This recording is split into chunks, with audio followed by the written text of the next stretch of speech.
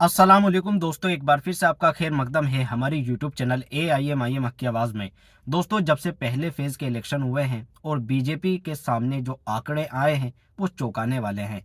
इसके बाद पहले फेज़ के जब इलेक्शन हो गए, बीजेपी को उसमें अपनी हार दिखनी शुरू हो गई, क्योंकि पब्लिक में इस वक्त बहुत ज़्यादा गुस्सा है रोजगार को लेकर। बेरोजगारी इतनी ज़्यादा है कि पब्लिक में बहुत ज़्यादा इसको लेकर गुस्सा है। इसके साथ महंगाई को लेकर बहुत ज़्यादा गुस्सा है। तो जब पहले चरण की वोटिंग हुई तो उसमें बीजेपी को अपनी हार दिखी। इसके बाद बीजेपी के नेताओं ने यू टर्न लेना शुरू कर दिया और लगातार मुसलमानों को टारगेट करते नजर आए हैं। खुले तौर पर मुसलमानों का नाम लेकर मुसलमानों को घुसपैठिया बोलते हैं, मुसलमानों को ज़्यादा बच्चे करने वाले बोलते हैं। इसके साथ ही नरेंद्र मोदी साहब की एक वीडियो वायरल हो रही है जिसमें वो ये दावा कर रहे हैं कि कांग्रेस ने अपने मैनिफेस्टो में ये लिखा है कि अगर उनकी सरकार आई तो वो आपके मंगलसूत्र को उतरवा लेंगे और उनको मंगलसूत्रों को मुसलमानों में बांट देंगे, मुसलमानों को दे देंगे। तो इस तरह के भाषण आ रहे हैं, लेकिन इन भाषण को आप सुनिए, देखिए नरेंद्र मोदी साहब क्या बोले। इस बार का कांग्रेस का मैनिफेस्टो देख लीजिए। कांग्रेस ने अपने मैनिफेस्टो में जो कहा है वो चिंताजनक है, गंभीर है। उन्होंने कहा है कि अगर कांग्रेस की सरकार बनेगी तो हर एक की प्रॉपर्टी का सर्वे किया जाएगा। हमारी बहनों के पास सोना कितना है उसकी जांच की जाएगी, उसका हिसाब लगाया जाएगा। मेरी माताओं बहनों की जिंदगी में सोना वो सिर्फ शो करने के लिए नहीं होता है, उसके स्वाभिमान से जुड़ा हुआ है। उसका मंगलसूत्र वो एक सोने का कीमत का मुद्दा नहीं है, उसके जीवन के सपनों से जुड़ा हुआ है। तुम उसे छीनने की बात कर रहे हो अपने मैनिफेस्टो में। गोल्ड ले लेंगे, सबको वितरित कर देंगे। और पहले जब उनकी सरकार थी उन्होंने कहा था कि देश की संपत्ति पर पहला अधिकार मुसलमानों का है। इसका मतलब ये संपत्ति इकट्ठी करके किसको बांटेंगे? जिनके ज्यादा बच्चे हैं उनको बांटेंगे, घुसपैठियों को बांटेंगे। क्या आपकी मेहनत की कमाई का पैसा घुसपैठियों को दिया जाएगा? तो दोस्तों, आपने नरेंद्र मोदी साहब की बात को सुना, उन्होंने क्या बोला। जो नरेंद्र मोदी साहब बोल रहे हैं बिल्कुल झूठ बोल रहे हैं। इस तरह का कांग्रेस के मैनिफेस्टो में कोई भी दावा नहीं है।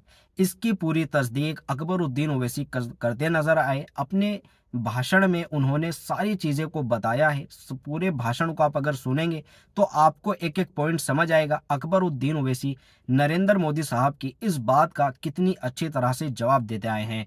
अकबर ओवैसी की ये वीडियो आपको ज़्यादा से ज़्यादा शेयर करनी है, हर एक बंदे तक जरूर पहुंचानी है। जो चुनाव जिनका अभी रह चुका है, जिनके फेज का भी इलेक्शन नहीं हुआ, जहां का इलेक्शन नहीं हुआ, वहां तक इस वीडियो को वायरल करें। तो वीडियो देखें अकबर ओवैसी क्या बोले। नरेंद्र मोदी कह रहे हैं, मैंने सुना कि ये हिंदुस्तान की औरत के मंगलसूत्र को छीन लेंगे। ओह, क्या तुम्हारे जैसा समझे हिंदुस्तान के मर्द को? क्या भाई आप कमजोर है? क्या छीनने देंगे? जिस मंगलसूत्र को आपने पहनाया है अपनी बीवी को, कोई छीना तो छीनने देंगे? अरे क्या समझ रहे हैं नरेंद्र मोदी? हिंदुस्तान का मेरा हिंदू भाई कमजोर नहीं है, कोई उसकी बीवी का मंगलसूत्र छीन नहीं सकता। सिर्फ बातें नहीं, मंगलसूत्र छीन लेंगे। अरे बाबा, आप जिस गले में मंगलसूत्र पहनाए थे उसका क्या हुआ? बस इतना ही काफी है, समझ गए ना? आप जैसा कमजोर ये मेरा हिंदू भाई नहीं है नरेंद्र मोदी।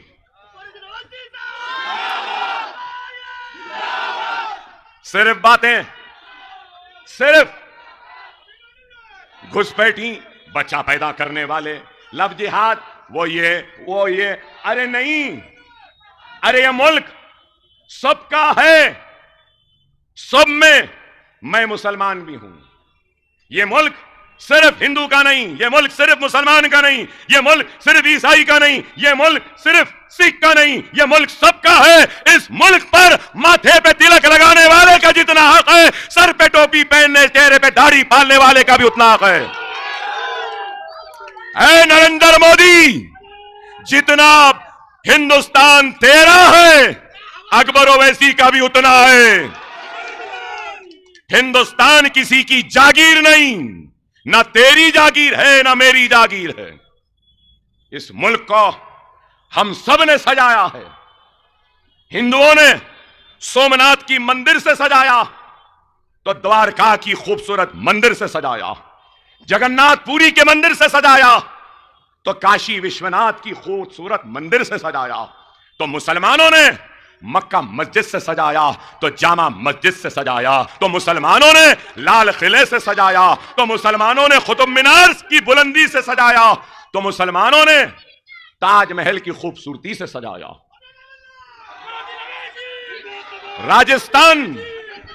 राजस्थान के राजपूतों ने हवा महल जैसे महलात, कई ऐसे महलात से सजाया है। तो हिंदुस्तान के सिखों ने सुनेरी गुरुद्वारा से सजाया है, पारसियों ने सजाया है। नहीं, कुछ नहीं, बस बात है तो क्या, एक ही बात, मुसलमान मुसलमान मुसलमान मुसलमान। क्या 370 से बढ़कर कश्मीर का खुसूसी मौक़िफ़ खत्म कर दिया। अरे हमको कश्मीर से भी मोहब्बत रखनी चाहिए, क्योंकि कश्मीर हमारे मुल्क का अटूट हिस्सा है और रहेगा। लेकिन उसके साथ ही साथ कश्मीरियों से भी मोहब्बत करनी चाहिए। कश्मीरियों के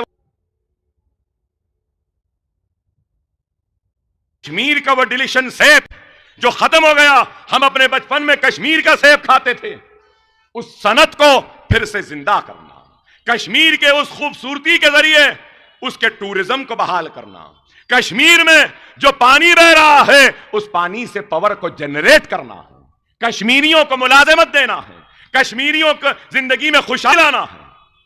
इसकी बात नहीं, बस 370 कर दिए। यूनिफॉर्म सिविल कोड, एक्सांस सिविल कोड, अरे एक्सांस सिविल कोड, अरे यूनिफॉर्म सिविल कोड से बढ़कर हिंदुस्तान का हर शहरी मेरी इस बात को कबूल करेगा, मानेगा और मुतालबा करेगा कि अकबर साहब आपकी बात सही है। यूनिफॉर्म सिविल कोड से ज्यादा यूनिफॉर्म जीएसटी की जरूरत है।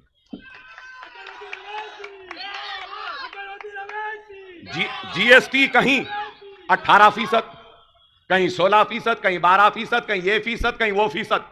परेशान है ताजिर, इंडस्ट्रीज बंद हो रहे हैं, छोटी सनत बंद हो रही है, सर्विस इंडस्ट्री खत्म हो रही है।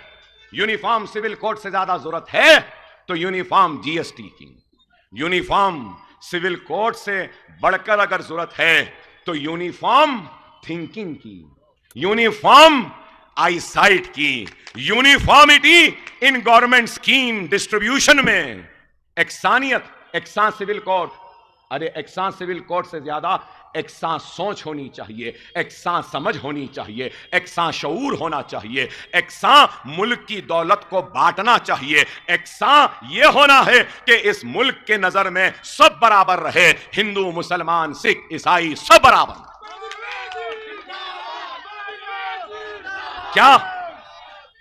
क्या इनकी नजरों में एक्सानियत है? नहीं है। हमको तो बोल दिए घुसपैठी, हमको तो बोल दिए बच्चे पैदा करने वाले। सबका साथ, सबका विश्वास, सबका विकास, सबका साथ। घुसपैठियों को, मुसलमान को तो घुसपैठी बोल के निकाल दिए, तो सबका साथ कहां हुआ?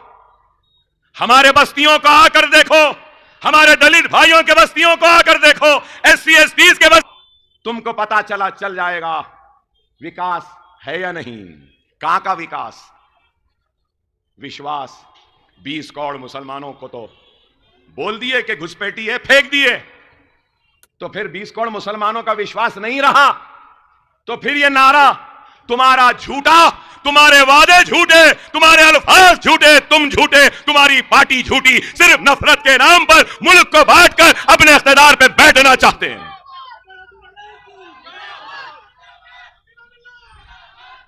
आप बताओ, सीए एनआरसी, ये सीए एनआरसी कानून क्यों लाए? शहरियत को देने के लिए। दादा का, नाना का, परदादा का, क्या क्या की कागज होना नहीं रहा तो हिंदुस्तानी नहीं बोलते। तो आज मजलिस कह रही थी सीए एनआरसी खतरनाक कानून है, इस कानून के जरिए वो हमको इस मुल्क में यरगमाल बना देंगे। मजलिस कह रही थी कि ये साबित करेंगे इस कानून के जरिए कि हम इस मुल्क के नहीं हैं। और आज जबान खुद बयान कर दी और बिल्ली थैली से बाहर आ गई, घुसपैठी बोल दिए।